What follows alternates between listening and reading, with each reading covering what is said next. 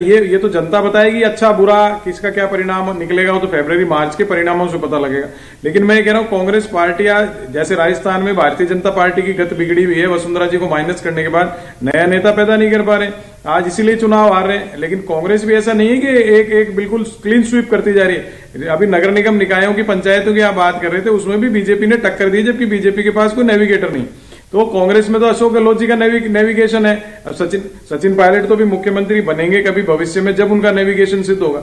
मैं ये कहना चाह रहा हूं कि कांग्रेस के अंदर जो जब तक रीबिल्ड कैडर को रीबिल्ड नहीं करेंगे, ये भारतीय जनता पार्टी से नेशनल लेवल पे टक्कर नहीं ले सकते, क्योंकि कांग्रेस पार्टी में आज कैडर बिल्कुल मिक्सअप हो चुका है। आज मुझे बताइए कैसे डिसाइड करेंगे कौन कार्यकर्ता है? सचिन पायलट जी के साथ जो लगा हुआ वो कार्यकर्ता है या अशोक गहलोत जी के साथ लगा वो कार्यकर्ता?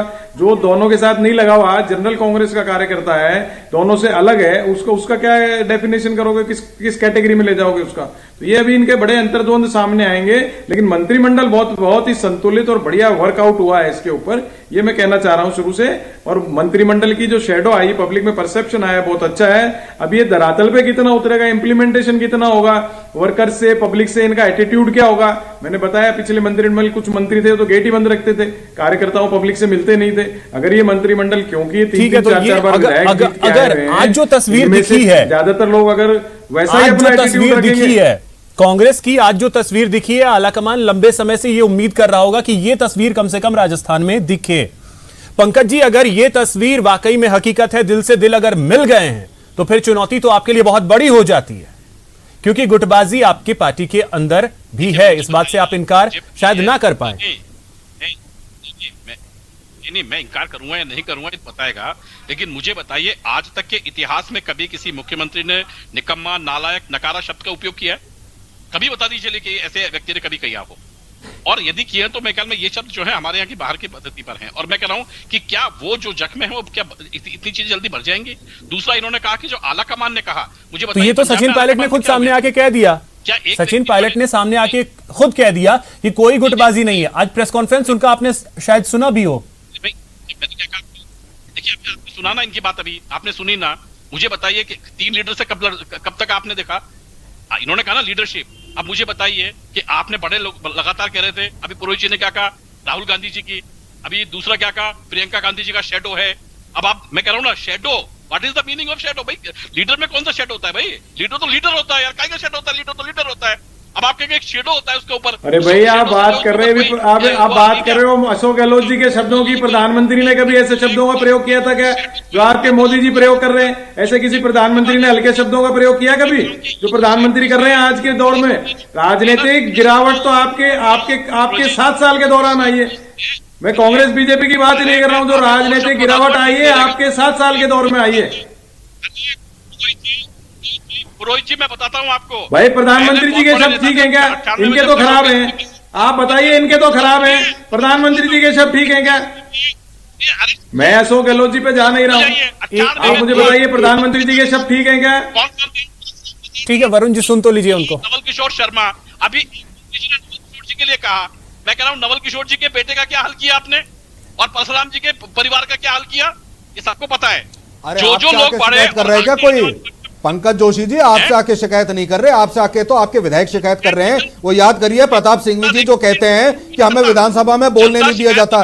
अरे बिना बात आप मत बोलिए, अपने मन से मन गढ़ंत तो जो है ना, काल्पनिक जो है स्थितियां लेकर के मत आइए। आपके यहाँ तो सांप लौट रहे हैं ये देख करके कि जो 6 महीने में सरकार गिर जाएगी, मंत्रिमंडल बनेगा, सरकार गिर जाएगी। अरे जनता के बीच जाओ, जनता के बीच जाओगे, जनता का वोट पाओगे। आप जनता से कट चुके हैं, सवाल भी मैंने आपसे इसीलिए पूछा था। देखिए पंकज जी, सवाल मेरा, सचिन पायलट लगाए थे, अब आप लगे क्या बना लिया उनको? बच्चा थे, बहुत छोटे थे, गोदी में बैठा के बनाया। बताइए तो सही, ये आरोप आपने लगाए थे कि लगाए थे? किस मुंह से लगाए थे? वो तो आप भी थे, मैं नहीं था। तो पंकज जी, वो पार्टी में हम देखेंगे, ठीक है, हमारे पार्टी के तमाम नेता आपको जवाब दे चुके हैं। जनता आपको पंकज जवाब जी, दे चुकी सचिन है। पायलट तो खुद आपसे इस चीज बेहतर को- ये होगा कि आप जनता के बीच जाएं, जनता से कट चुके हैं, आप सिर्फ ये आपने तय कर लिया कि सरकारें गिर जाएं और अपने आप चली जाएं और हमें जनता अपने आप वोट जो है सीट पर बिठा दे। ऐसा नहीं होता। जनता की सेवा करिए, जनता के बीच जा रही है, जनता के दुख दर्द समझिए, जनता से जो वादे प्रधानमंत्री नरेंद्र मोदी ने किए उनको पूरा करवाने के लिए अपने लोगों को भेजिए दिल्ली फीडबैक भेजिए, 2 करोड़ नौकरियां, दिल्ली फीडबैक भेजिए राजस्थान के लिए, ईस्टर्न कैनाल, ये जो सारे मुद्दे थे ना प्रधानमंत्री जी ने उठाए थे, उसकी बात करिए, महंगाई की बात करिए, पेट्रोल डीजल स्वर्णिम जी रसोई एक गैस के एक दामों मिनट की बात कीजिए। पंकज जी अगर कोई बोल रहा है उसके बीच में अगर बोलेंगे तो फिर आवाज आपकी जो है वो नहीं आ पाएगी। लेकिन पंकज जी देखिए, जैसा मैंने कहा कि जो आज तस्वीर देखने को मिली है वो तस्वीरें आपको परेशान कर सकती हैं 2023 में, ऐसा नहीं लगता आपको? नहीं, क्यों परेशान करेगी? नहीं, कोई परेशान नहीं करेगी। हमें कौन सी परेशानी करेगी? हमें, मुझे बताइए, हम जो है हम तो भाई 1980 से दो सीटों वाली पार्टी हैं। हमें कौन परेशान करेगा? परेशानी उसको होती है जिसके जो है कोई चीज मिलती हुई आती है और उसके बाद कम होती तो है। हम तो दो सीटों से बढ़ते यहां तक आने वाले हैं। स्वर्णिम जी, तो अच्छा शासन चलाइए आप, क्या दिक्कत है? ठीक है स्वर्णिम जी, तो आज की तस्वीरें जो हैं, देखिए तस्वीरें जिस तरीके की आज सामने आई, आलाकमान भी तो यही उम्मीद कर रहा था एक लंबे वक्त से, पिछले 1-1.5 साल अगर हम देखें कांग्रेस के लिहाज से प्रदेश में, आपने वर्क कल्चर को लेकर के बात कही थी। देखिए कांग्रेस को लेकर के स्थिति इस वजह से थोड़ी सी उल्टी बन जाती है क्योंकि आपने कोशिश की पंजाब में, वहां आपको झटका लग गया, अमरिंदर सिंह आपको छोड़ करके चले गए। बीजेपी की आप बात करते हैं, बीजेपी गुजरात में पूरा का पूरा कैबिनेट मुख्यमंत्री के साथ बदल देती है, कुछ नहीं होता है। उत्तराखंड में मुख्यमंत्री बदलती है, कुछ नहीं होता है। लेकिन पंजाब में देखिए अमरिंदर सिंह अलग हो जाते हैं, राजस्थान में उथल पुथल मच जाता है। आज पहली बार ऐसा हुआ है कि राजस्थान में सब कुछ हुआ लेकिन कुछ भी उथल पुथल नहीं हुआ। देखिए ये एक काल्पनिक नैरेटिव भारतीय जनता पार्टी ने बनाया हुआ था कि उथल पुथल होगी। क्या हुआ पंजाब में, आप बताइए। अमरिंदर सिंह जी को जब हटाया तो उसके कारण थे, वहां पे सारे समस्त एमएलए जो थे वो उनके खिलाफ थे और जो आज मुख्यमंत्री उनके साथ हैं। तो यही तरीका है, हम यहाँ पे कोई निर्णय थोपते नहीं हैं। हम जो निर्णय हैं, जो जहाँ के क्षेत्र के नेता हैं, वरिष्ठ नेता हैं, विधायक हैं, उनसे फीडबैक लिया जाता है, उस आधार पर निर्णय लिए जाते हैं। और बताइए भारतीय जनता पार्टी को कौन सा फीडबैक मिला था कि मध्य प्रदेश में जब कांग्रेस की सरकार गिराई, कर्नाटक में कांग्रेस की सरकार गिराई, एक बार येडियुरप्पा जी को शपथ दिलाई, वो बहुमत साबित नहीं कर पाए, इस्तीफा देके चल दिए, उसके बाद कांग्रेस सरकार गिराई। तो ये सब चीजें जनता ने देखी और इनको एप्रिशिएट नहीं कर रहे। आज प्रधानमंत्री नरेंद्र मोदी जी को देश में पहली बार ये इतिहास है कि अपने कृत्य के लिए जनता के बीच आकर के उन्होंने माफी मांगी, वो हालांकि मन से नहीं मांगी लेकिन माफी मांगी।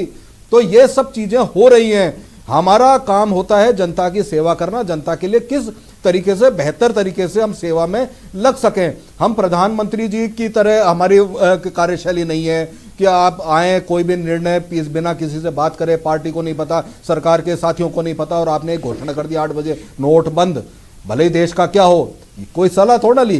तो ये सब चीजें कांग्रेस में नहीं होती हैं। कांग्रेस में हम सबको साथ लेकर चलते हैं, हमारे कार्यकर्ताओं को भी साथ लेकर चलते हैं, जनता को साथ लेकर के चलते हैं, जनता के बीच रहकर के निर्णय लेते हैं। और सबसे बड़ी बात पंकज जी और वरुण जी, आप हमारे साथ बने रहे। यहाँ वक्त है एक छोटे से ब्रेक का। नमस्कार। हेमाराम चौधरी ईश्वर की शपथ लेता हूँ, विधि द्वारा स्थापित भारत के संविधान के प्रति सच्ची श्रद्धा निष्ठा रखूंगी। मैं भारत की प्रभुता अखंडता अक्षुण्ण रखूंगा